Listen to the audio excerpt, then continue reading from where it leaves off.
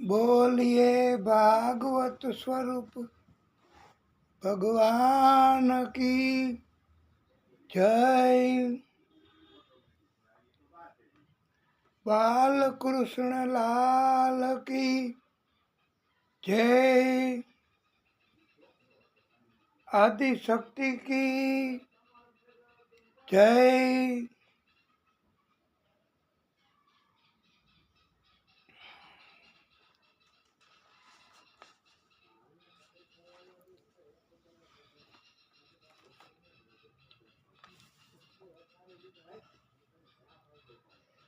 चतुर्भिश्च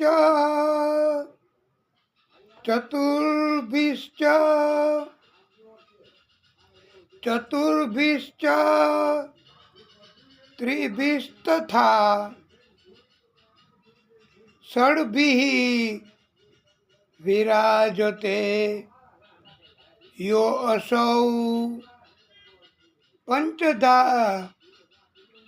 हृदये मम। श्री गोवर्धन नाथ पाद युगलम हय्यम गोविंद प्रियम नित्यम श्री मधुरादीपम सुखकरम श्री विठले समुदा।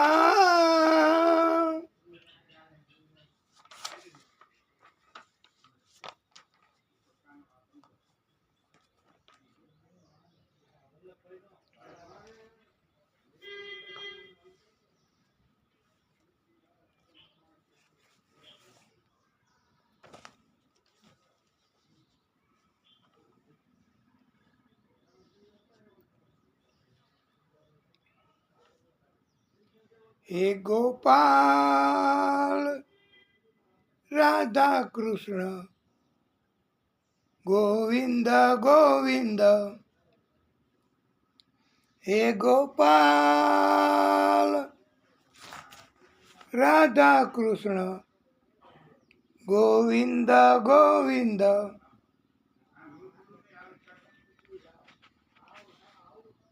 कृष्ण गोविंद गोविंद कृष्ण गोविंद गोविंद। हे गोपाल राधा कृष्ण गोविंद गोविंद। हे गोपाल राधा कृष्ण। हे नारायण भगवान गोविंद गोविंद कृष्ण गोविंद गोविंद कृष्ण गोविंद गोविंद। हे गोपाल राधा कृष्ण गोविंद गोविंद।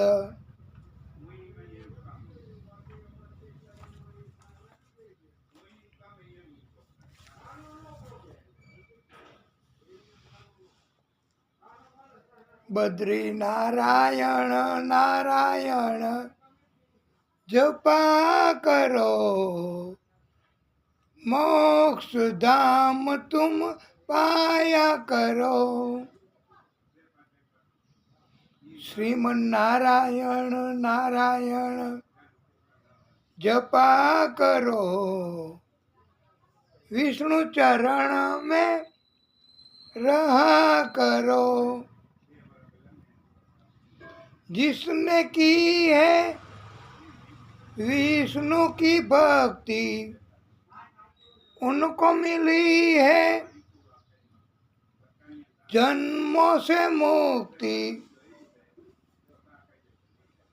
बद्री नारायण नारायण जपा करो। बद्री नारायण नारायण जपा करो।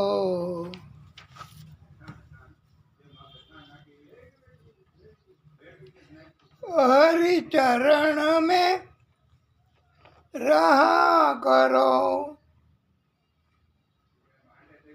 हरि चरण में रहा करो। આપણે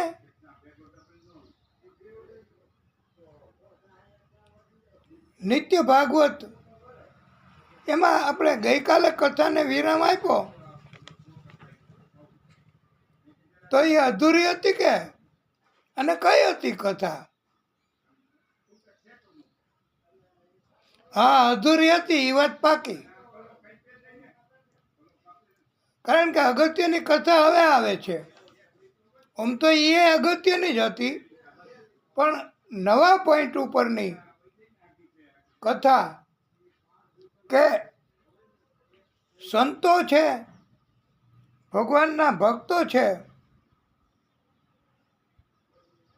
એ નસીબમાં ન હોય તો પણ આપી શકે છે. અને સંતે આત્મદેવ નામના બ્રાહ્મણને પ્રભુનું સ્મરણ કરી અંતરિક્ષમાંથી એક ફળ મેળવી આત્મદેવને આપ્યું કે લ્યો ભક્ત ભૂદેવ, તમારા પત્નીને ખવડાવી દેજો, ચોક્કસ પુત્ર સંતાન થશે. અને આત્મદેવ તો હરખાતા સંત પ્રસાદી ક્યારેય નિષ્ફળ નથી જાતી હો. સફળતા મળી ને, સંતોએ પ્રસાદ આપ્યો, ફળ, અને ઈચ્છા પૂરી થશે એવું કહ્યું.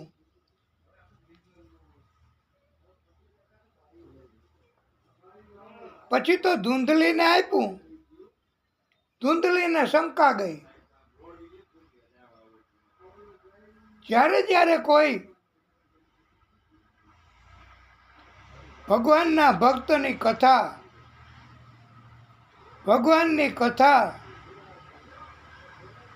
કે કોઈ પણ મનુષ્ય કે વક્તા શ્રી ભાગવતના એ કથા કરતા હોય અને એ કથામાં ક્યારેય શંકા ન કરવાની હોય. એમ કહેવાય છે કે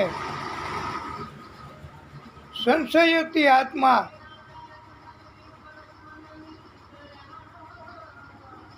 વિનશ્યતિ.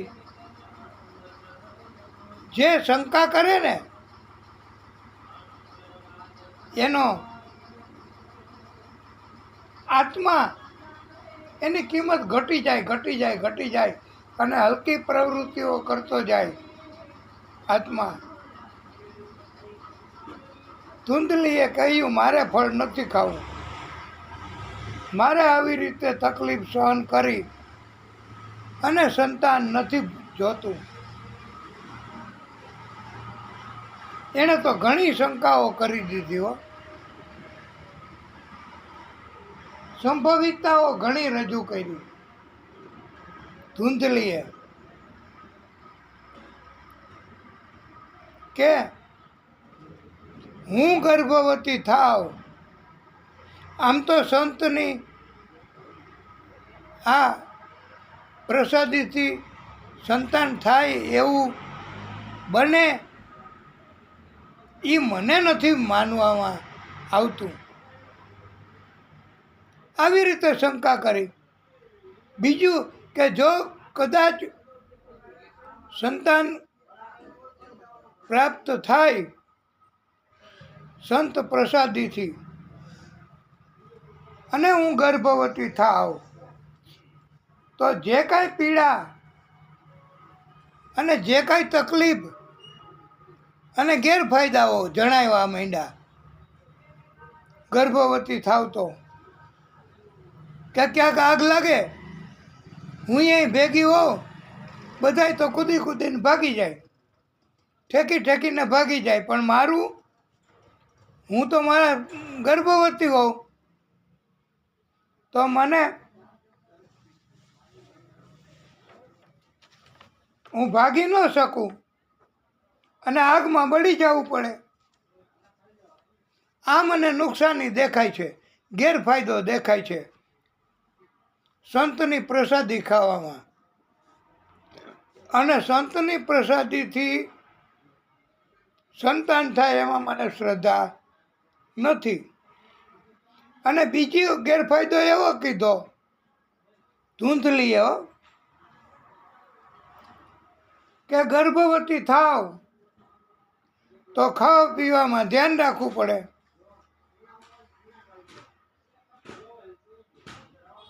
નિયમનું પાલન કરવું પડે અને ધૂંધલીની બેને કહ્યું એ વખતે એની બેન આવી હતી ઘરે ધૂંધલીની આટો દેવા અને ધૂંધલીએ એની બેનને બધી વાત કરી કે આવું થયું છે હવે મારે શું કરવું ત્યારે એની બેને પણ એમ કીધું કે સંતાન અમારે ત્યાં ઘણા છે અમારે સંતાન નથી જોઈતા હવે અને હું ગર્ભવતી છું પાછી તો અમારે હવે પૈસાની જરૂર છે ધનની જરૂર છે તું આ ફળ ખાવાનું નાટક કરજે અને ફળ ખાતી નહીં પછી સંતાન તને રહ્યું છે તું ગર્ભવતી છો એવું પણ નાટક કરજે અને હું પાછી પ્રસૂતિ તને થાય એ સમયે મારે થવાની છે 9 મહિને એટલે હું આવી જઈશ વહેલી તારે ત્યાં અને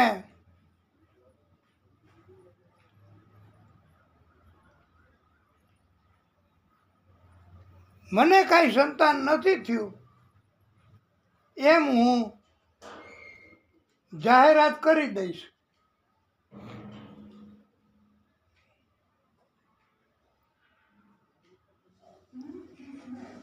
અને મારું સંતાન તને આપી દઈશ તું મને ગુપ્ત રીતે ધન આપજે બહુ એટલે આ ધૂંધલીએ તો વેચાતું સંતાન લીધું કહેવાય એની બેનનું એનું પોતાનું ન કહેવાય ઘણું ધન લઈને એ તો વહી ગઈ આવાય હોય છે ભક્તો આવા પણ મનુષ્યો હોય છે કે ધન માટે થઈને પોતાના સંતાનોને વેચી નાખે કેવા કેવા માણસો હોય એની કોઈ કલ્પના ન થઈ શકે વાલા ભક્તો તમે ધાર્યું ન હોય એવા માણસો નીકળે અને તમે ધાર્યું હોય કે આ માણસમાં કાંઈ દમ નથી તો એ જ કામના નીકળે એટલે ક્યારે પ્રભુની કૃપા કેવી રીતે થાય એ નક્કી નથી હોતું વાલા ભક્તો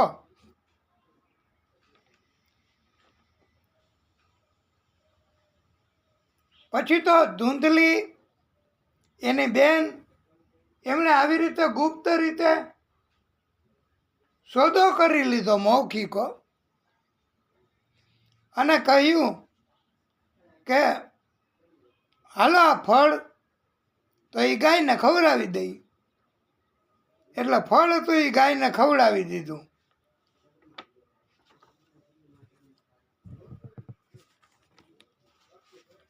9મા મહિને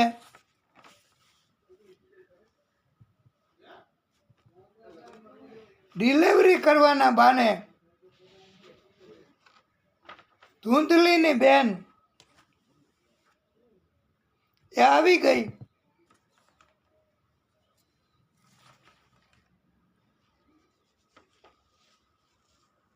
આત્મદેવને આનંદ થયો કે સારું થયું એની બેન કામમાં તો આવી. ધૂંધલીને પત્નીને કહ્યું કે તું આરામ કરજે, કોઈ જાતની ચિંતા નહીં કરીશ, ખર્ચો ભગવાનની કૃપાથી મળી જશે અને હું આપીશ. પછી તો સમય પાકી ગયો વાલા ભક્તો. અને ધૂંધલીની બેન એને એક પુત્રને જન્મ આપ્યો અને આ પુત્ર આપી દીધો ધૂંધલીને. અને એવી જાહેરાત કરી કે કાંઈ નથી થયું બાળક. આ નથી કહેતા મિસ ડિલિવરી થઈ ગઈ, ગર્ભ સ્રવી ગયો, એવું ઘણી હરણબાળ એને ગર્ભ સ્રવી ગયો હતો. એ કથા આપણે આવશે જ, પછી આપણે કહેવાની છે એ કથા. પણ આ તો તમને માત્ર યાદ અપાવવા માટે કે, અને એમ કહેવાય છે ને કે ઘણા એવો પ્રશ્ન પૂછ્યો. આ કથા છે ને ભાઈ વાલા ભક્તો, એ તમે સાંભળશો ને આ ધ્યાનથી તો ઘણા પ્રશ્નો ઉદ્ભવશે. એક ભક્તએ તો એવું પૂછ્યું કે આત્મદેવને ખબર ન પડી, પતિને નાટક કરતી હતી, કાંઈ ગર્ભ નહોતો રહ્યો, અને ધૂંધલીનો પુત્ર આવ્યો એ લઈને આપી દીધો કે આ મારો પુત્ર છે, હાલ્યો. ત્યારે વક્તાએ શું કરે, આ તો પ્રભુની લીલા. પ્રભુ ક્યારે કોને શું ભાન કરાવવું, ક્યારે કોને શું જ્ઞાન કરાવવું, ક્યારે કોને શું વાત મનાવવી, ક્યારે કોને શું કહેવું, એ ભગવાન બધું જ ગોઠવતા હોય છે. અને જેટલી તમે ભગવાન ઉપર શ્રદ્ધા રાખશો, સ્પેશિયલ તમે ભક્તિ કરશો તો સ્પેશિયલ વાત, અને ભગવાન તમારું ધ્યાન રાખશે. અને એક વક્તાએ તો એવો જવાબ દીધો કે આત્મદેવને ખબર ન પડી, આવી રીતે ધૂંધલી નાટક કરતી હતી. તો ત્યારે એક વક્તાએ તો એમ કીધું કે આનો જવાબ તો એ જ કે પ્રભુની લીલા. પહેલો જવાબ એ. અને બીજો તમને જો મજા આવે એવો જવાબ સાંભળવો હોય તો એવો જવાબ કરીએ. એવો સાંભળવો છે. હા, તો એમ કહ્યું કે હસીનો કો આતે હૈ ક્યા ક્યા બહાને, ખુદા ભી ન જાને તો હમ કેસે જાને. આવું કહેવાનું છે ને, આવું કીધું છે કોઈ જગ્યાએ કે આને કહેવાય માયા. માયા અને સ્ત્રી ચરિત્ર. સ્ત્રી ચરિત્ર છે ને એ સ્ત્રીઓને જ આવડે. કોઈ બહેનો હોય તો માઠું ન લગાડતા, બહેનો, દીકરીઓ, માતાઓ, કે આ તો એક જનરલ વાત છે કે એવી સરસ મજાની વાત કરે તમને કે અને ભગવાન કૃષ્ણ એણે કબૂલ કરવું પડ્યું હતું ને વાલા ભક્તો કે હું તો વિનોદ કરતો હતો તમારો ગોપીઓને કહ્યું હતું ને વાસ્તવમાં હું જોતો હતો કે તમારામાં કેટલો કામ કેટલી વાસના કેટલું છે એટલે અને માયા એનું પ્રમાણ એમ કહો ને કે વધારેમાં વધારે સ્ત્રીઓમાં માતાઓમાં બહેનોમાં અને આપણે તો ઊંધી લાઈને જ કથા કરવી છે પ્રિય ભક્તો પણ આ તો એક પંડિતે કહ્યું છે બસ કે આટલું આવું અને પછી તો ગુપ્ત રીતે ધન લઈ કારણ કે આવા કાવતરાઓ કરવાવાળા સ્વાર્થી ધન લઈ લેવાવાળા ઘણા હોય છે પણ ભગવાન ધ્યાન રાખે છે અને ધૂંધલીએ કીધું કે આ પુત્રનું નામ હું રાખીશ આત્મદેવ કે ભલે તમે નામ રાખો તો ધૂંધલીએ એનું નામ રાખ્યું ધૂંધકારી અને ગાયને ફળ ખવડાવ્યું હતું ને એ ગાયને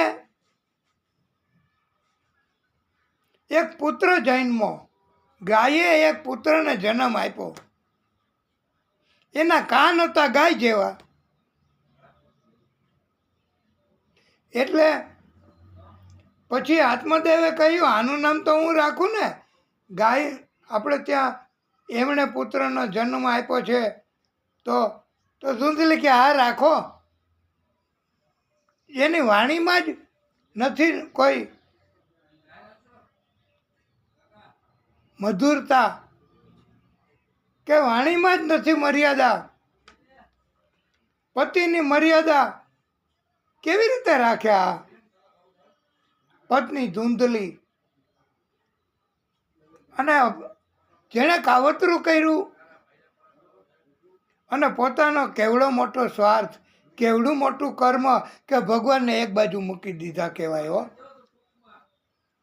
પ્રિય ભક્તો ભગવાનને એક બાજુ મૂકી દઈએ ભગવાનની મર્યાદા ભગવાન જેવું તત્વ છે એવું તો માનવું જોઈએ અને આત્મદેવે એનું નામ ગોકર્ણ પાડ્યું એક સંતાન પણ હતું નહીં એને બદલે બબે સંતાન આત્મદેવને થયા હો પણ બેમાં કેવો ફેર ગોરા કાલા જેવો રામોર શ્યામ જેવો પણ સામ્યતા નહીં હો વિરોધતા સંતાનોમાં બેયમાં ગોકર્ણ મહાપંડિત અને ધૂંધકારી મહાખલ મોટામાં મોટો ખલ છેતરી લે એવો કપટી સ્વાર્થી એકેય દુર્ગુણ એનામાં ન હોય એવું ન બને કારણ કે આ ક્યાં આત્મદેવનો સંતાન હતું આ તો વેચાતો લીધેલો કર્મ તો નડવાના જ એટલે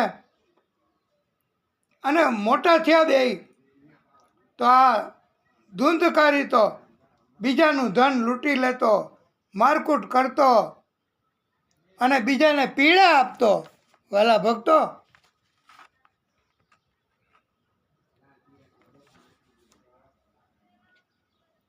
અને બીજાને પીડા આપવામાં એને મજા આવે બોલો ઓલી કહેવત નથી કાગડાનો જીવ જાય અને દેડકાને રમત થાય, એવી કહેવત આવે છે વાલા ભક્તો. એટલે ઘણાય પાપી હોય અને ન કરવાના કર્મ કરતા હોય, એને સત્કર્મોની તો ક્યાં કોઈ વાત જ કરવાની રહી. અને એને મજા આવે.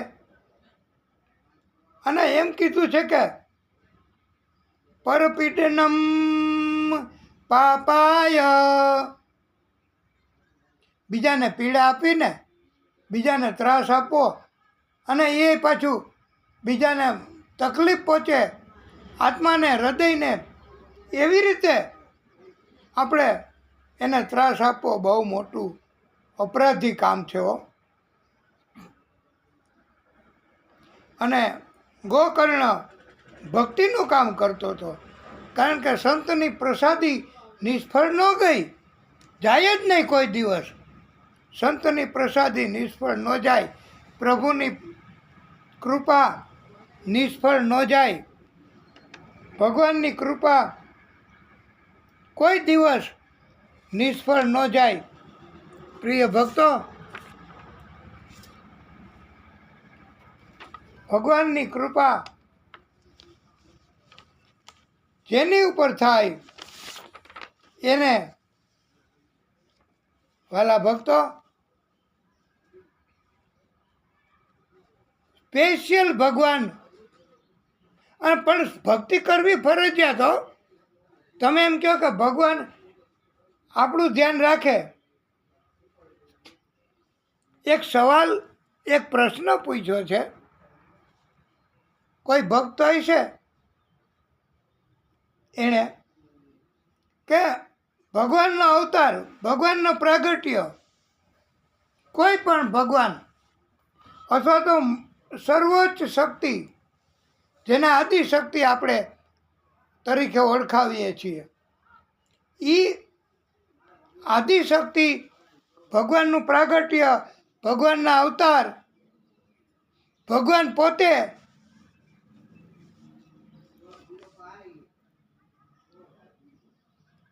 એ આપણું ધ્યાન રાખે અને આપણા બધાય કાર્યો કરી દઈએ, તો એના બદલામાં શું કરવું પડે આપણે? ભગવાનનું શું કરવું? કે ભગવાન આપણા બધા જ કાર્યો કરી દે, આપણે કાંઈ ઉપાધિ જ નહીં. આ પ્રશ્ન કોઈએ પૂછ્યો છે અને બહુ જ્ઞાની, આ કેટલી વાર ભાગવત સાંભળ્યું હોય છે. અને આવો પ્રશ્ન, અમારું જ્ઞાન નહીં, આ પ્રશ્નનો જવાબ આપવામાં કદાચ ઓછુંય પડે હો વાલા ભક્તો.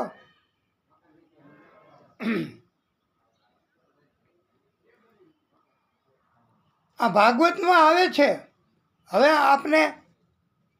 આપનો જે પ્રશ્ન છે કે ભગવાન સતત આપણું ધ્યાન રાખે, બધું જ કામ કરી દે, એના માટે આપણે ભગવાનનું શું કરવું?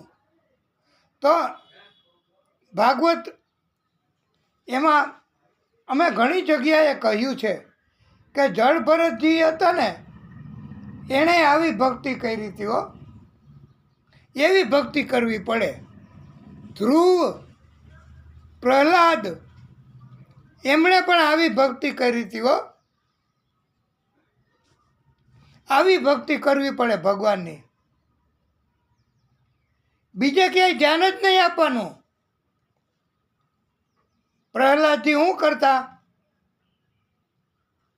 જરા કંઈ સેકન્ડ, 2 સેકન્ડ, મિનિટ, 5 મિનિટનો સમય મળે એટલે પ્રહલાદજી શું કરતા કે હાલો છોકરાઓ ભગવાન વિષ્ણુની ધૂન બોલીએ, શ્રીમન નારાયણ નારાયણ નારાયણ, લક્ષ્મી નારાયણ નારાયણ નારાયણ. અને જળ ભરતજી શું કરતા? જળ ભરતજી ભક્તિમાં જ ધ્યાન આપતા. એ કોઈ હારે સંપર્ક જ ન રાખતા, કોન્ટેક જ નહીં. પછી ક્યાં વાત રહી? એને કોઈ પાસેથી કાંઈ લઈ લેવું નથી, એને કોઈ પાસેથી કોઈ સ્વાર્થ નથી. અને કોઈ એમ કહે કે હાલ તો વયા જાય એની ભેગા. અને એકવાર તો જળ ભરતજીને વેચી નાખ્યા હતા. અને ભદ્રકાલી માતાજીને અંતે એના ઉપર જળ ભરતજીને ખબર નહોતી. અને ભદ્રકાલી માતાજી કોપાયમાન થયા અને ભક્તને જળ ભરતજીને બચાવવા માટે થઈને આ માતાજી તલવાર લઈને બધાનો વધ કરવા માંડ્યા. જળ ભરતજીને એને કાંઈ બચાવ કરવાની જરૂર જ ન પડી. એનો વધ કરી નાખત, બલિદાન આપી દેવાના હતા આ જળ ભરતજી. અને ધ્રુવજીએ પણ માત્ર ભગવાન અને એક જ નિશ્ચય, બસ કે ભગવાન પ્રસન્ન થાય એના માટે જે કરવું પડે એ કરીશ. તો એને મંત્ર છોડ્યો નહીં હો ઠેઠ લગી. કયો મંત્ર? કોઈને યાદ હોય તો કહેજો. દ્વાદશ મંત્ર. ઓમ નમો ભગવતે વાસુદેવાય. ઓમ નમો ભગવતે વાસુદેવાય. આવી રીતે ધ્રુવ, પ્રહલાદજી અને જળ ભરતજીએ જેવી ભક્તિ કરી ને, બીજા કોઈનું નામ નહીં, બીજા કોઈની ભક્તિ નહીં, આદિશક્તિની જ ભક્તિ હો. આદિશક્તિ એટલે સર્વોચ્ચ શક્તિ, જેનો જન્મ નથી, એનું મૃત્યુ નથી. અને ભક્ત એનું પાલન પોષણ કરે છે. પણ આ જળ ભરતજી, ધ્રુવજી, પ્રહલાદજી એમણે જેવી ભક્તિ કરી એવી ભક્તિ આપણે કરવી પડે ને પડે. નહીતર ભગવાન ધ્યાન રાખે નહીં. વાલા ભક્તો, બહુ તો ભક્તિ કરો, પૂજા કરો, પાઠ કરો તો શું થાય? દેવો ભગવાન પ્રસન્ન થાય અને સ્વર્ગ આપે. એ સિવાય બીજું કંઈ ન કરે. અને સ્વર્ગનું સુખ તો ગોપીઓએ કીધું જ છે કે હે કૃષ્ણ, અમારે તમે ન હોય એવું સ્વર્ગય નથી જોતું. એ તો અમે પહેલાંથી ત્યાગ કર્યો છે. તો આ તમારા પ્રશ્નનો જવાબ છો હજી તો, કે તમારે શું કરવું પડે ભગવાન આદિશક્તિનું, ભગવાનના પ્રાગટ્યનું, ભગવાનના અવતારનું કેવી ભક્તિ કરવી પડે એ અમે જવાબ આપવાનો પ્રયત્ન કરીએ છીએ વાલા ભક્તો. અને આવો જ પ્રશ્ન કે ભગવાન બધુંય કામ કરી શકે, કરે, એના માટે ભક્તોએ શું કરવું? એ શ્રીમદ ભાગવત ગીતા એમાં 9મો અધ્યાય 22મો શ્લોક કહ્યો છે.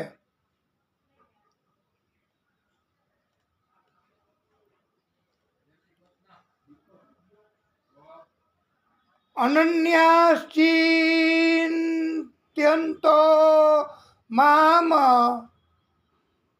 22મો શ્લોક છે શ્રીમદ ભગવદ્ ગીતામાં. કૃષ્ણએ અર્જુનને કીધી હતી ને, યુદ્ધના મેદાનમાં બધું સમજાવ્યું છે કૃષ્ણએ. અનન્યાશ્ચિંત્યન્તો મામ યોજના પર્યુપાસતે યોજના પર્યુપાસતે તેષાં નિત્યાભિયુક્તાનાં તેષાં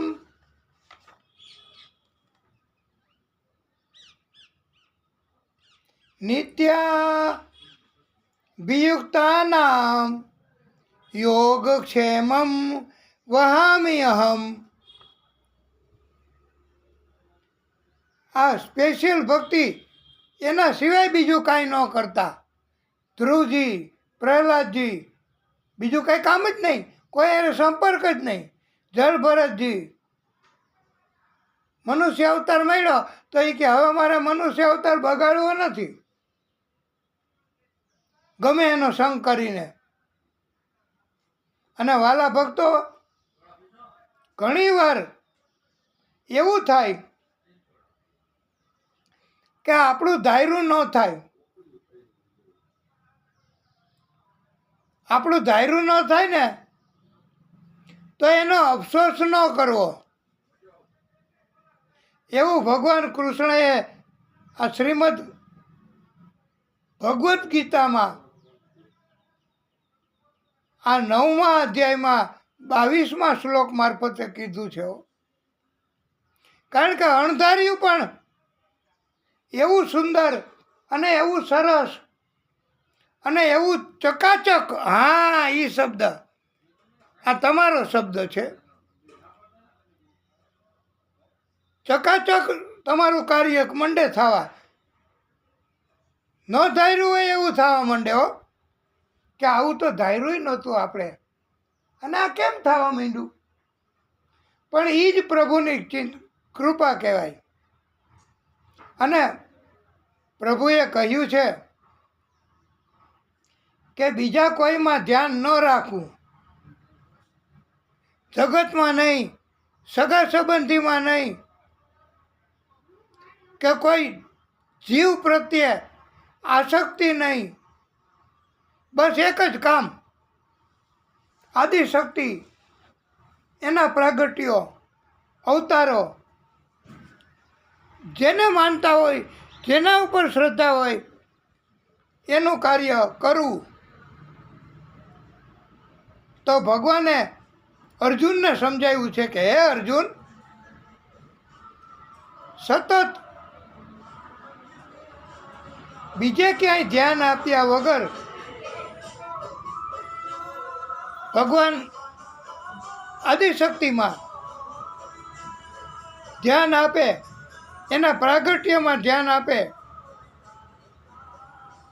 એવા ભક્તો હોય એણે પોતાનું જીવન પસાર કરવા માટે, આ લખજો હો તમે, પોતાનું જીવન પસાર કરવા માટે એવા ભક્તોએ બીજા કોઈમાં ધ્યાન ન આપવું, કોઈ પુરુષાર્થ ન કરવો, કોઈ શ્રમ ન કરવો, કે કોઈના સંપર્કમાં રહેવાની જરૂર નહીં.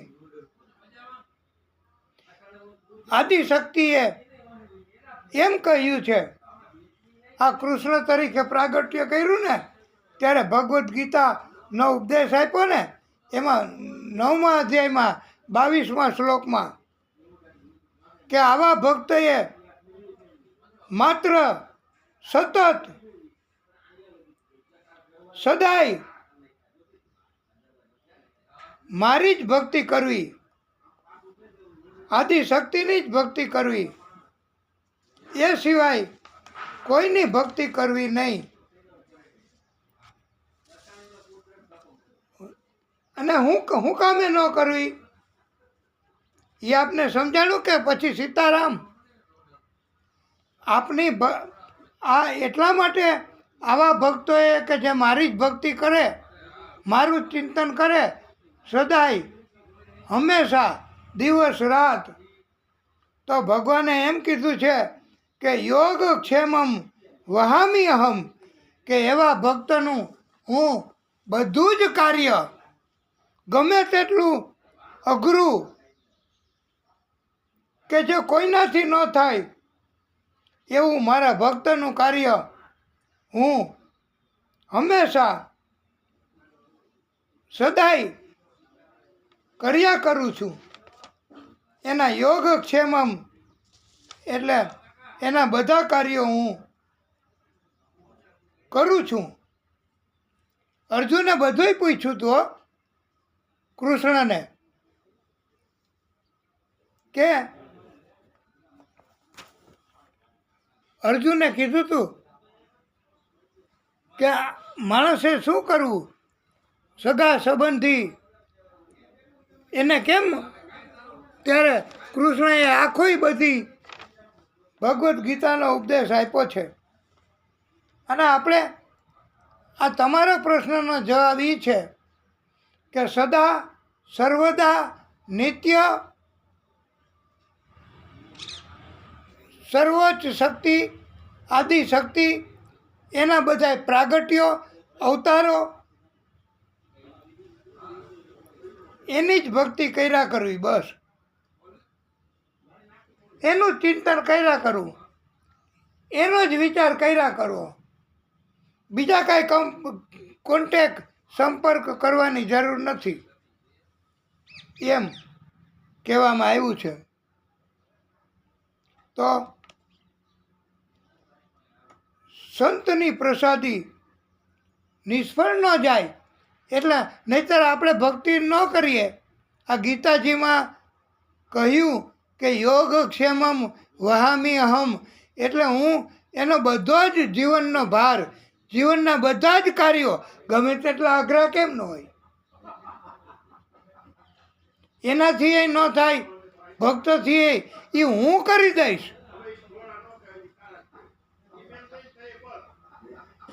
એ હું બધાય કાર્યો કરી દઈશ એના મારા ભક્તોના કે જે સતત મારું કરે છે. પ્રિય ભક્તો, હવે તો આપને ખ્યાલ આવી ગયો કે અને આપ પછી ઘરે જઈને રિપીટ કરી અને આપને આ કથા પહોંચે ત્યારે તમે લખી લેજો, નોંધ કરી લેજો અને મોબાઈલ મારફતે પણ તમે જાણી શકો. યુટ્યુબમાં સર્ચ કરીને કે ભગવદ્ ગીતા 22મો અધ્યાય 9મો અધ્યાય 22મો શ્લોક. તો હવે આપને સંતોષ. હા, આ તો કોઈ વખત સાંભળ્યું જ નહોતું. આ તો ક્યારેય કથામાંય કોઈ નથી સાંભળવા મળ્યું ભક્તોને. એવો સુંદર મજાનો પ્રશ્ન અને એવો સુંદર મજાનો જવાબ એ, અને આ તો ભગવાનની કૃપા કહેવાય. એટલે આ બધું થઈ શકે છે વાલા ભક્તો. અને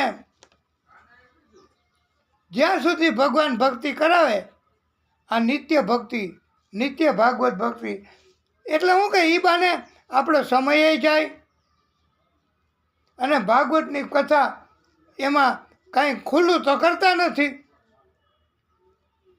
બંધે બંધ. અને માયા આપણને ટેકો આપે છે કે આપણો અવાજ ભાગવત નિત્ય કરીએ છીએ. અને સંતો ભક્તો જે કાંઈ પ્રશ્ન આપણને મોકલે તો એ આપણે એનો ઉત્તર પ્રભુની કૃપાથી સર્ચ કરીને, વાંચીને, લખીને, જ્ઞાન પ્રાપ્ત કરીને મેળવીએ છીએ. તો બોલીએ ભાગવત સ્વરૂપ ભગવાન કી જય. કિયત કાલેન તૌ જાતૌ તરુણો તનયાવિતિ. કિયત કાલેન તૌ જાતૌ તરુણો તનયાવિતિ. ગોકર્ણ પંડિતો જ્ઞાની ધૂંધકારી મહાખલ. ધૂંધકારી બધાને ત્રાસ આપતો. અરે કાંઈ ન હોય ને તો કીડા મકોડાને માર નાખે, કે નાના નાના જીવજંતુઓને પકડી પકડીને માર નાખે. આવા સંસ્કાર. કારણ કે આ આત્મદેવનો પુત્ર નહોતો ને, અને સંતની પ્રસાદી પ્રભુ એમની કૃપા. તો આ ગોકર્ણ મોટો પંડિત, અને ગર્ભમાં હોય ત્યારે જ્ઞાન આવે છે હો વાલા ભક્તો. એટલે ગર્ભ માતાના ગ્રહમાં બાળક હોય તો એને પણ જન્મના સંતાનો સંસ્કારો શ્રી હરિ એ તમારે સુધારીને વાંચી લે પાકું. અને ભૂલ તો થાય જ વાલા ભક્તો. અને કથાના વક્તાની ભૂલ ન થાય તો કોની થાય? જે બહુ મહેનત કરતા હોય ને અને ભગવાનની ઉપર શ્રદ્ધા હોય એની ભૂલ થાય જ. તો એ તો અમારે તો કોઈ જાતનું અભિમાન નથી કે અમે જ જ્ઞાની. એટલે ગોકર્ણ એને ગર્ભમાં સંસ્કાર મળ્યા હતા વાલા ભક્તો.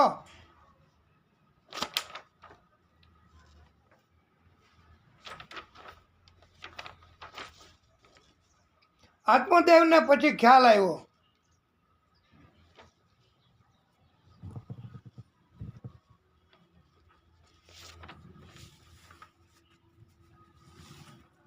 ગોકર્ણ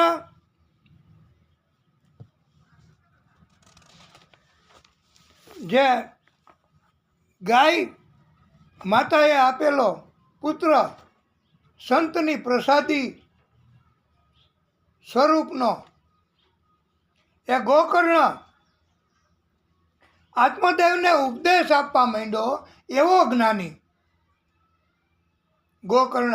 એના પિતા આત્મદેવ, છતાંય બોલો, પિતા હોય કે પુત્ર હોય કે સંતાન હોય, પ્રભુની કૃપા હોય એના ઉપર જ જ્ઞાન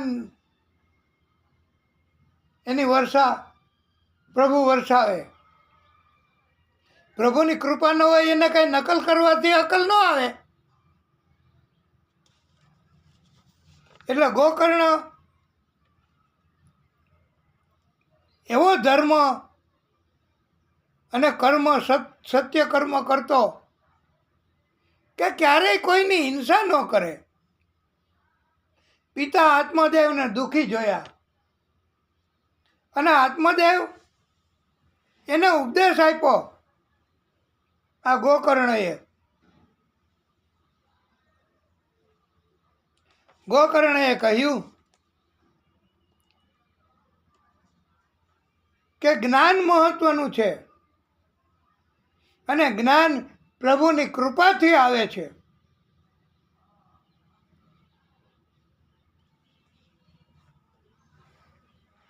અને ગોકર્ણએ જે જ્ઞાન આપ્યું પિતા આત્મદેવને, એ જ્ઞાન એને શ્રીમદ ભાગવત મહાપુરાણ એમાં ગોકર્ણ ગીતા તરીકે ઓળખવામાં આવે છે. આ ગોકર્ણ ગીતા આપણે ભાગવત ગીતાનું શ્લોક કીધો ને, એવી રીતે આ ગોકર્ણ ગીતા કહેવાય. અને ગોકર્ણ ગીતાનો સાર, આખી ગોકર્ણ ગીતા તો બહુ લાંબી, અને આપને પણ કદાચ કે સમજવામાં મુશ્કેલ પડે ને અમારે 2-3 વખત બોલવું પડશે. પણ એનો સાર એવો છે ગોકર્ણ ગીતાનો કે સંસારમાં, જગતમાં, દુનિયામાં પ્રભુની માયા છે એને છોડી દ્યો. સંસારની માયાને છોડી દ્યો. પછી શું કરવું? એ હમણાં ગીતાનું કીધું એવું જ, ભગવદ્ ગીતાનું, કે એમ જ કે ભક્તિ કરો બસ. સંસારની માયાને છોડો. દુનિયામાં રહીને દુનિયાના સંપર્ક, દુનિયાના પાસેથી લાભ મળશે એવી આશા રાખીને દુનિયાના કાર્યમાં રચ્યા પચ્યા ન રહેવું. આખી દુનિયાની માયાને છોડી દેવી, ભક્તિ કરવી.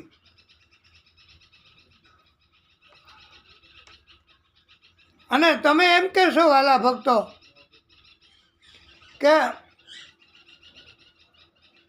અમે દિવસના અમારી રીતે ભક્તિ કરીએ છીએ, પછી દુનિયામાં જવું, ધન કમાવું, સંપર્ક રાખવા, ધનનો ફાયદો કરવો, અને અમારે આ પત્ની, બાળકો, પરિવાર એનું પાલન પોષણ કરવું, એવા બધા કાર્યો કરવા, તો એના માટે સમય તો જોઈએ ને.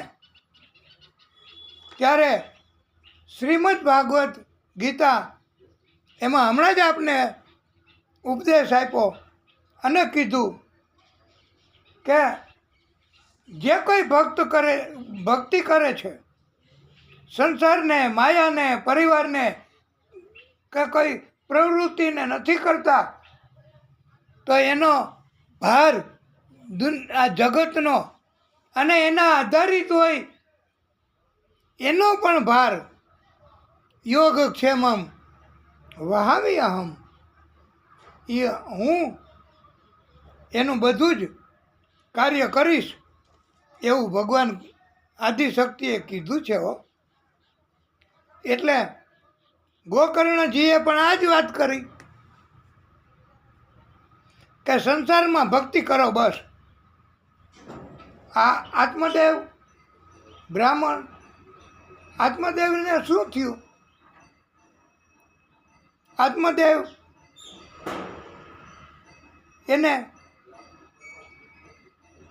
એની સામે ચીટિંગ થયું. આત્મદેવની સામે પણ પ્રભુ એમણે કૃપા કરી. એના પુત્ર ગોકર્ણ મહારાજ એણે ઉપદેશ આપ્યો, અને અનુભવ થાય પછી ખબર પડે વાલા ભક્તો.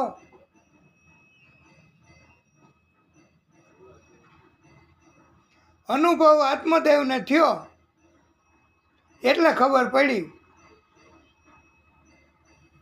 નહીતર એને કાંઈ સમજાણું નહોતું.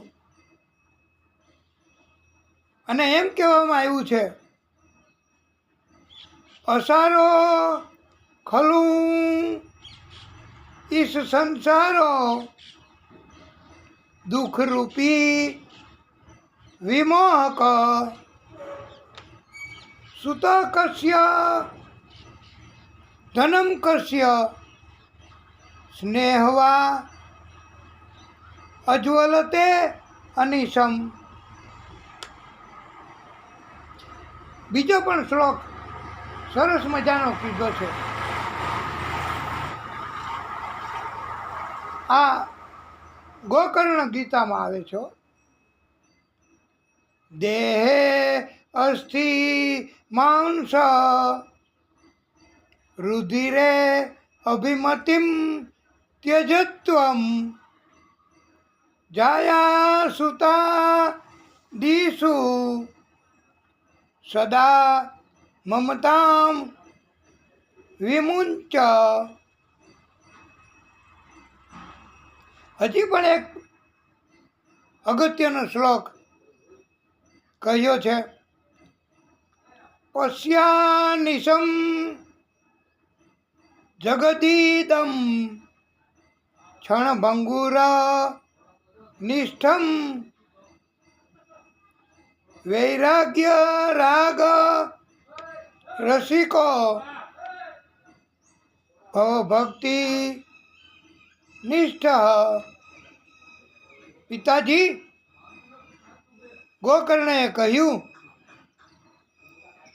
આપણા બધા મનુષ્યના શરીર, હાડ, માંસ, લોહી એનો એક પિંડ છે અને એ શરીરને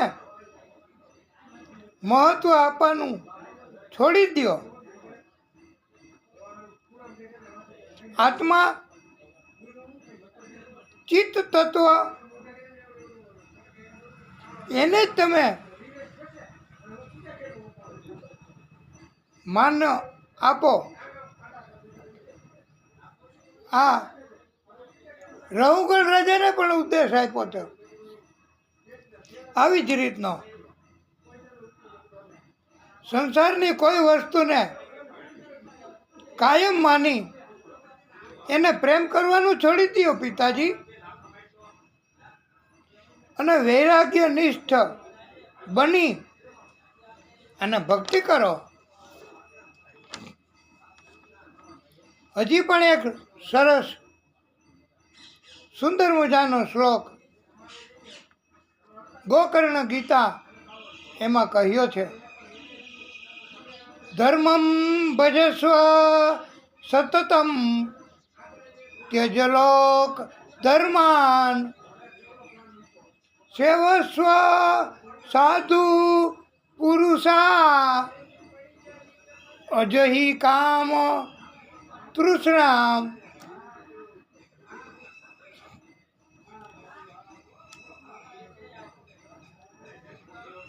અન્યસ્ય દોષ ગુણ ચિંતન માસુ મુક્તવા સેવા કથા રસમહો નિતરામ પીબત્વમ. હે પિતાજી, ગોકર્ણ ઉવાચ. ગોકર્ણ મહારાજ એમણે શરૂ કર્યો ઉપદેશ આપવાનો. ભગવાનનું ભજન કરવું એ જ સૌથી મોટો ધર્મ છે. જે ભગવાનનું ભજન કરવાનું યોગ્ય લાગે એ ભગવાનનું ભજન કરવું, એ ભગવાનની ભક્તિ કરવી, એ ભગવાનનું કીર્તન કરવું, એ ભગવાનનું બધું કરવું. એના સહારે એનામાં શ્રદ્ધા રાખવી અને એના આશ્રયમાં રહેવું, એમ ગોકર્ણ મહારાજે કહ્યું છે. જગત અને બીજા બધા જ ધર્મોનો ત્યાગ કરવો. આપણને ભાગવતની કથા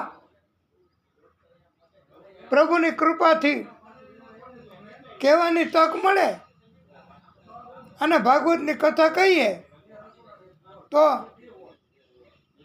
પ્રભુની કૃપા થાય.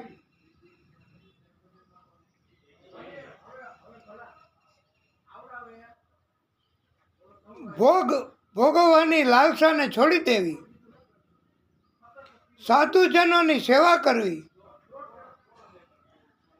અને જે ભગવાન આદિશક્તિ એમના પ્રાગટ્ય કે એમના અવતાર એને માનવાનું. આ ભાગવત એ સત્ય સ્વરૂપ છે, વાંગમય સ્વરૂપ છે, તો એને માનવાનું અને એની ભક્તિ કરવાની. એને કહેવામાં આવ્યું છે મોટામાં મોટો ધર્મ. અને બધાય ભાગવતની કથા ન કરતા હોય અને જે કોઈ ભાગવતની કથા કરતા હોય તો એને ભગવાનની કૃપા છે, તો આપણે થાય તો એને સહકાર અપાય, અને નહીતર સહકાર ન આપો અને એ પોતાની રીતે ભગવાનને રાજી કરવાનો પ્રયત્ન કરતા હોય તો એ એક જાતની કૃપા સમજવી અને બધા જ ધર્મને છોડી દેવા, સાધુજનોની સેવા કરવી. સેવાનું બહુ મહત્વ છે. સાધુ સંતો,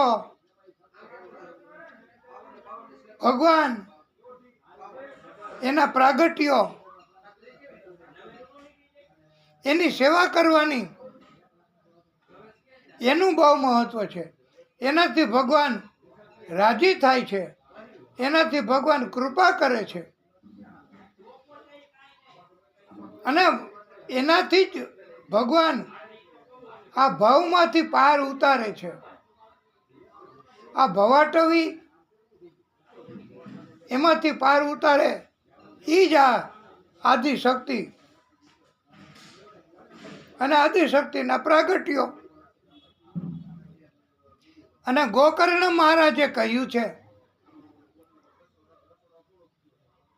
કે હે પિતાજી,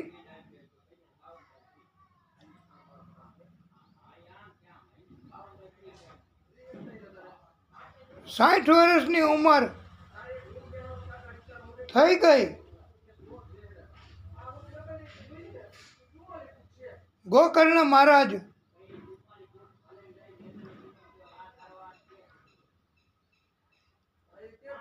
એમણે ઉપદેશ આપ્યો આત્મદેવ પિતાને.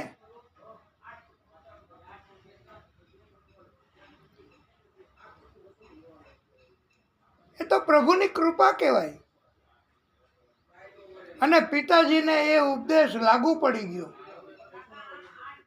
જે સત્ય વાત, સત્ય હકીકત, સત્ય કથા, સત્ય ધર્મ,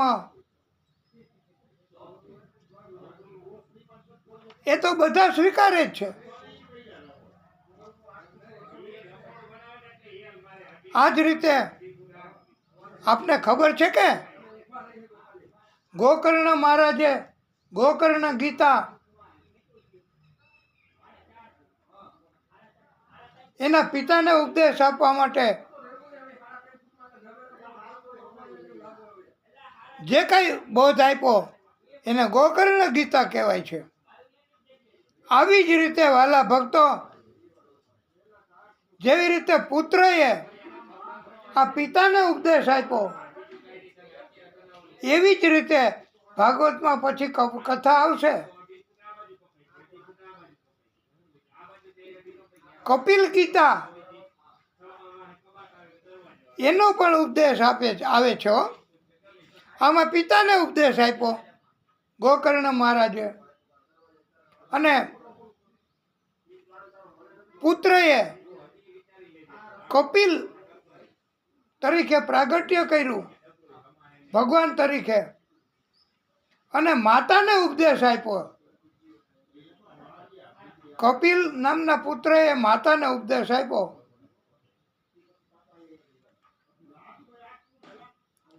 એને એની મા દેવહૂતિ.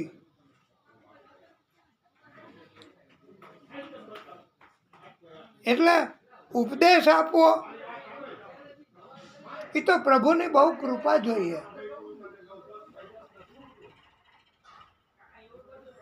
કપિલ ગીતાના પ્રસંગો પણ આપણે પછી આપને સંભળાવવાના છે, આપને કહેવાનું છે. અને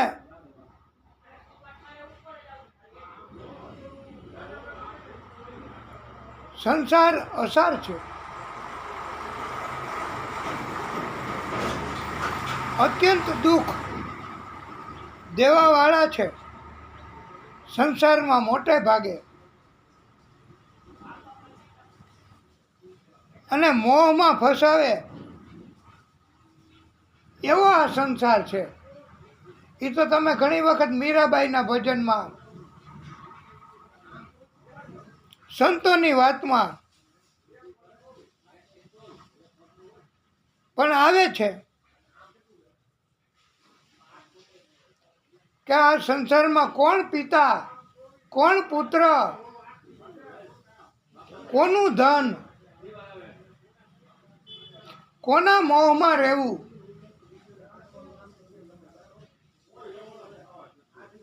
મનુષ્ય એને માટે બહુ અઘરું પડે છે વાલા ભક્તો.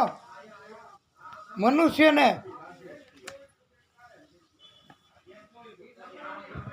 આ સંસારને સમજવાનું એ બ્રહ્માજીને નથી સમજાણું તો પછી માણસને ક્યાંથી સમજાય? અને માણસને સમજાવવા માટે તો આદિશક્તિ, પરમ શક્તિ એમણે પ્રાગટ્ય કર્યા છે.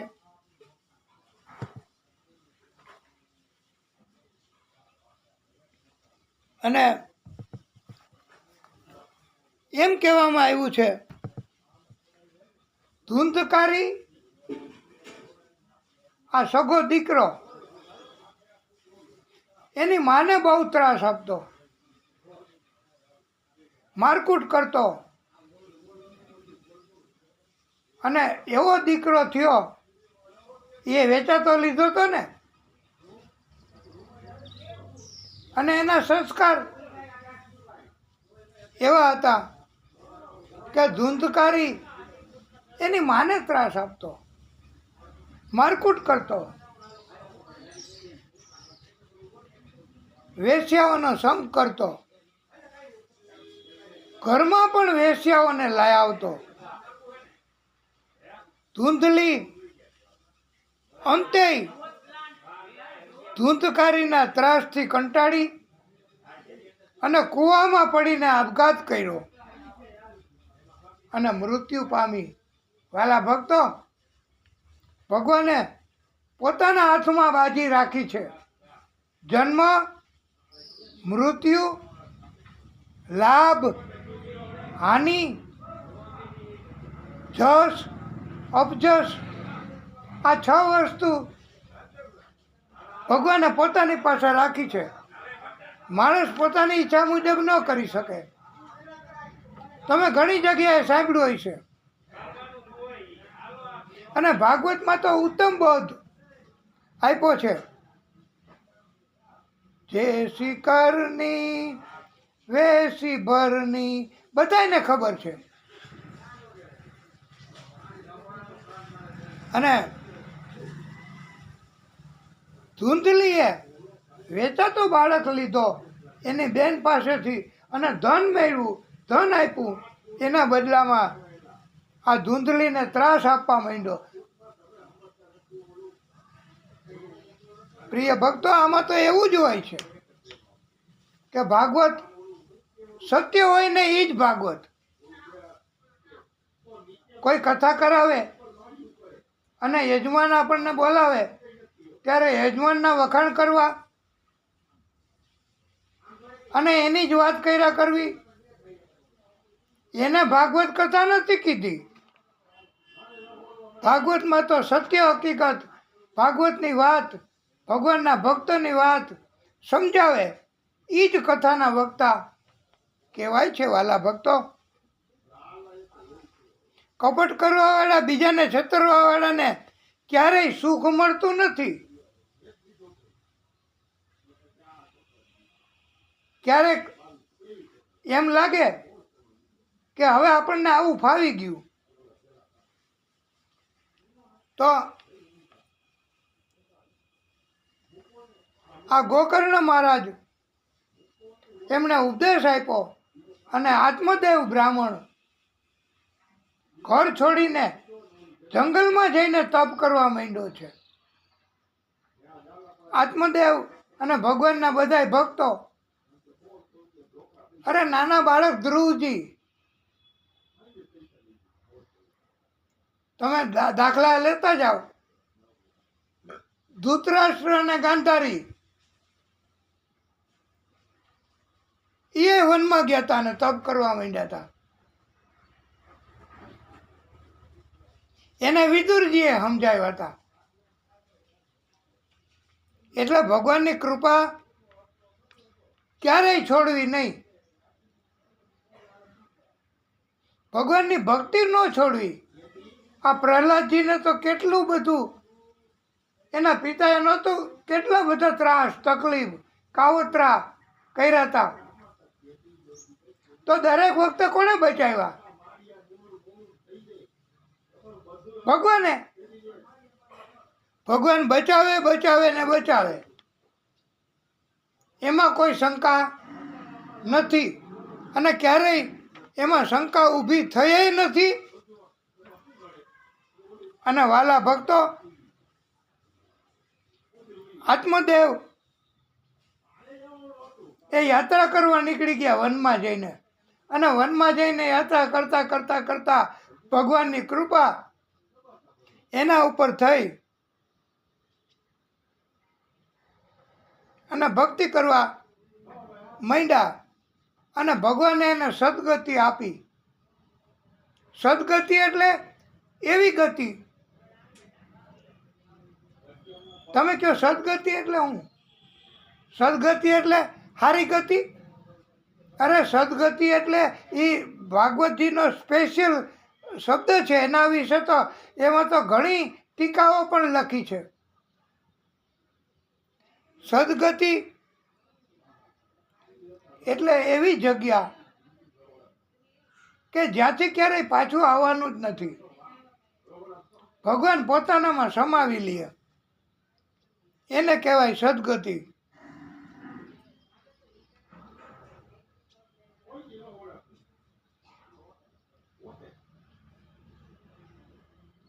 ધૂંધકારી હવે એકલો જ રહ્યો ઘરમાં. એની માં કૂવામાં પડીને મરી ગઈ, મૃત્યુ પામી. પિતાજી વનમાં જઈને તપ કરવા વયા ગયા, અને આ ગોકર્ણ મહારાજ એ વનમાં જઈને ભાગવત ભગવાન અને ભગવાનની ભક્તિ કરવા માંડ્યા. એકલો ધૂંધકારી ઘરમાં રહેવા માંડ્યો, ભક્તિ કરવા માંડ્યો. અરે ધૂંધકારી આવું તો છે જ કરશો વાલા ભક્તો. આપણે ભાગવતની કથા કેવી ને, એ એક જાતની ભક્તિ જ છે.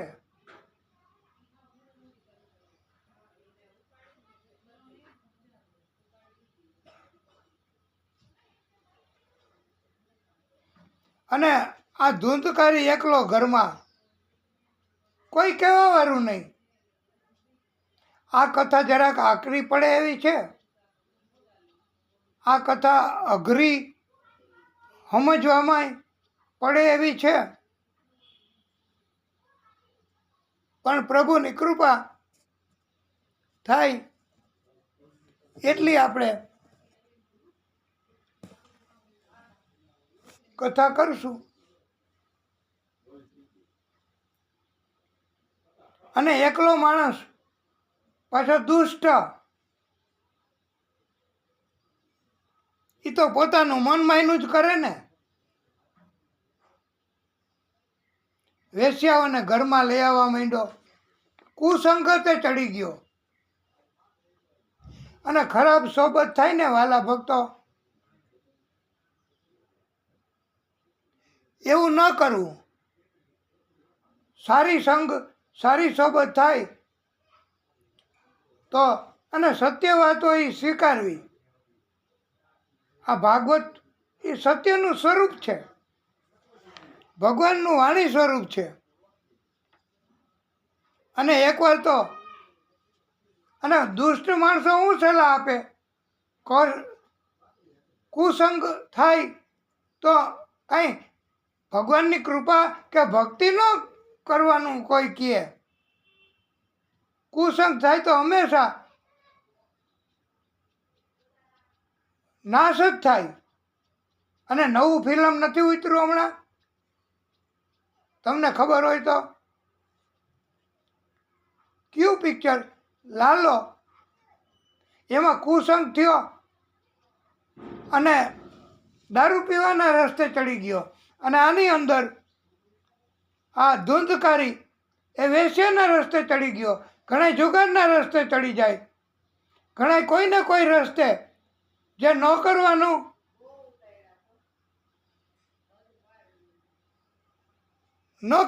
કરે એને સલાહ દીધી કુસંગ થાય તો કેવી સલાહ મળે? એ કાંઈ ભક્તિ કરો એવી સલાહ ન મળે. એ તો એમ જ કે તમે રાજાનો ખજાનો લૂંટી લ્યો અને રાજાનો ખજાનો લૂંટી આવો, પછી આપણે બેઠા બેઠા આરામથી મજાનું આપણે આનંદ કરશું અને ખાઈશું પીશું અને મોજ કરશું. પણ પરિણામ કેવું આવ્યું તમને ખબર છે ને? એવી રીતે જ આ ધૂંધકારીએ રાજાનો ખજાનો લૂંટ્યો. પછી એના ઘરમાં હતી કુલટા સ્ત્રીઓ. એ કુલટા સ્ત્રીઓ એમણે એવું વિચાર્યું, એ કાંઈ સારું ન વિચારે. કુલટા સ્ત્રીઓ એવું જ વિચારે.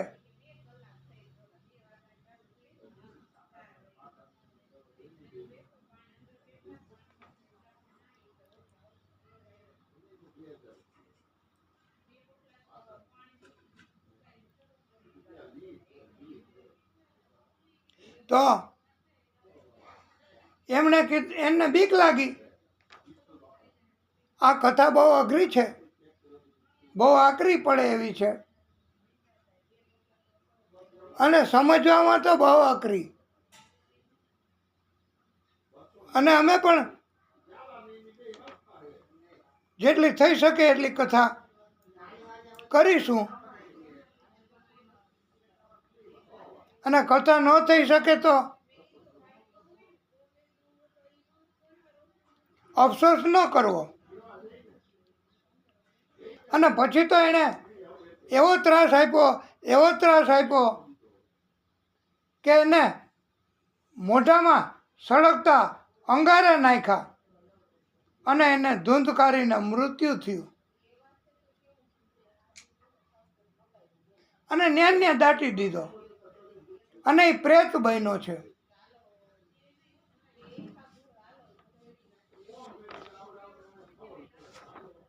અને પ્રેત બનીને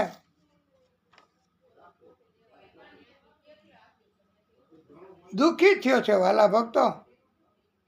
હવે ધન બધું લઈ અને કુલટા સ્ત્રીઓ પણ ભાગી ગઈ.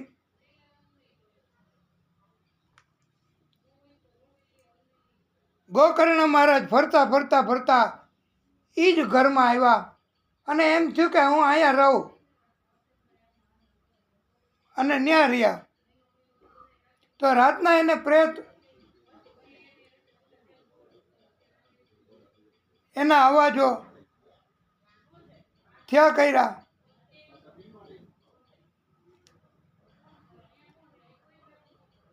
અને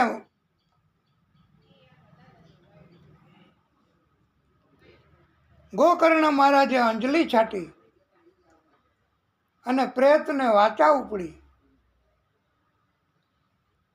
વાણી આવી પ્રેતને.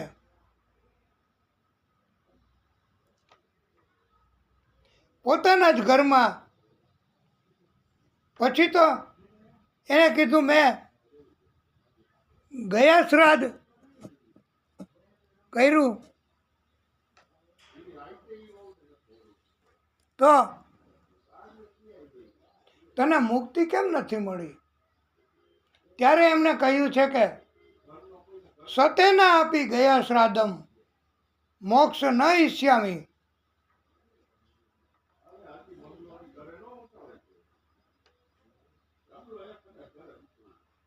અને મંત્ર શક્તિથી પ્રેત એમને કહ્યું તમે મારો કાંઈક કલ્યાણ કરો, મારા આત્માને મુક્તિ થાય, સદગતિ થાય એવું કરો. ત્યારે ગોકર્ણ મહારાજે કહ્યું કે હું સૂરજનારાયણ ભગવાનને પૂછીશ અને એના કહેવા મુજબ હું કથા અને તમારું કલ્યાણ થાય એવું કરીશ.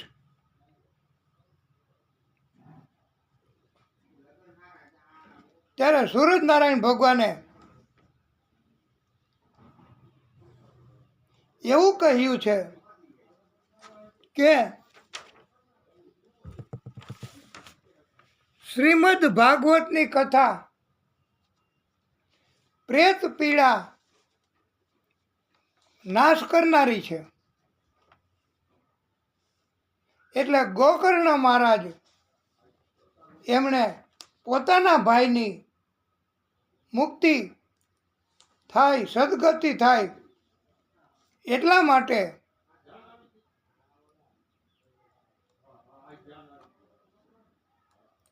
શ્રીમદ ભાગવતની કથા કરી.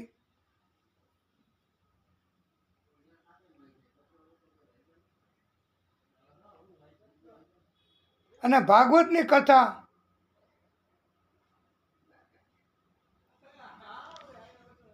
એ પ્રેત એક વાસની અંદર ઘરી ગયો, ઘૂસી ગયો, એને ક્યાંય ચેન ન પડે. એટલે વાસની અંદર ઘરી અને એણે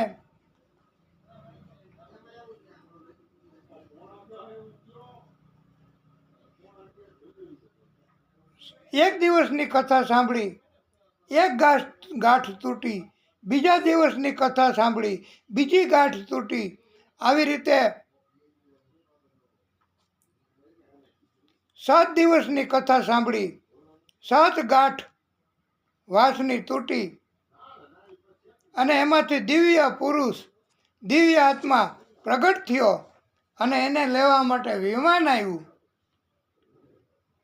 અને આવી રીતે 7 ગાંઠ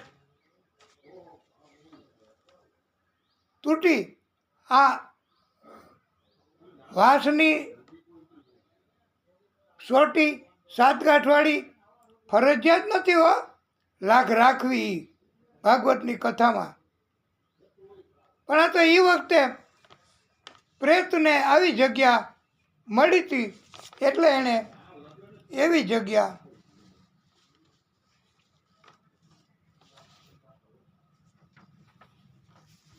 અને પછી તો એને લેવા વિમાન આવ્યું.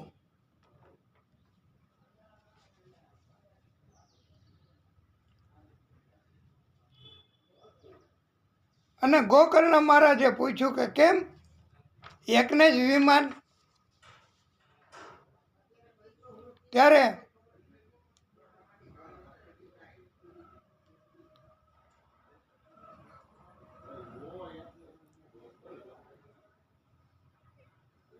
ભગવાને કહ્યું કે એક ધ્યાનથી કથા, એક ચિત્તે શ્રદ્ધાપૂર્વક ભાગવતની કથા સાંભળી છે એ માત્ર પ્રેત એમણે જ સાંભળી છે, બીજા કોઈએ નથી સાંભળી. એટલે હવે શ્રાવણ મહિનામાં ફરીવાર આયોજન કર્યું. ભાગવતની કથા ગોકર્ણ મહારાજે સંભળાવી અને ભાગવતની કથા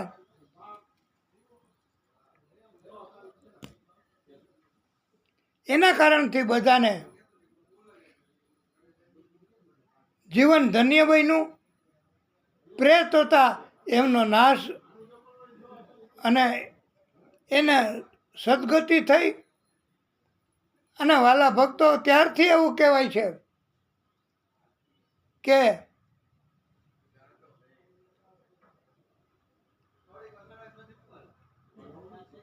સતત ભાગવતમય રહેવું, ભગવાનનું ભજન કીર્તન કરવું, ભક્તિ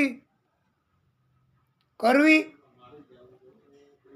તો ભગવાન યોગક્ષેમમ વહામી અહમ. હવે આપણે આ ભાગવત કથા એને અહીંયા વિરામ આપીશું. પછી આગળની કથા આપણે દરરોજ થોડી થોડી કથા કરવી, અડધી પોણી કલાક અને દરરોજ કથા સાંભળવા મળે એવી આપણે ભગવાનને પ્રાર્થના કરવી. અને ભગવાનની કૃપા હશે ત્યાં સુધી થઈ શકશે, અને નહીતર ન થઈ શકે કોઈ કારણથી તો ભગવાનની કૃપા માનવી અને એનો અફસોસ ન કરવો. આપણાથી થઈ શકે ત્યાં સુધી કથા કરશું. આ તો સત્ય છે, ભાગવત છે. આ કથા સત્ય પ્રિય માણસો એને જ આ ભાગવતની કથા એની કૃપા થાય છે. બાકી તો ભગવાનની ઈચ્છા. બોલીએ ભાગવત સ્વરૂપ ભગવાન કી જય. નમઃ પાર્વતી પતયે હર હર મહાદેવ હર. કથાને વિરામ.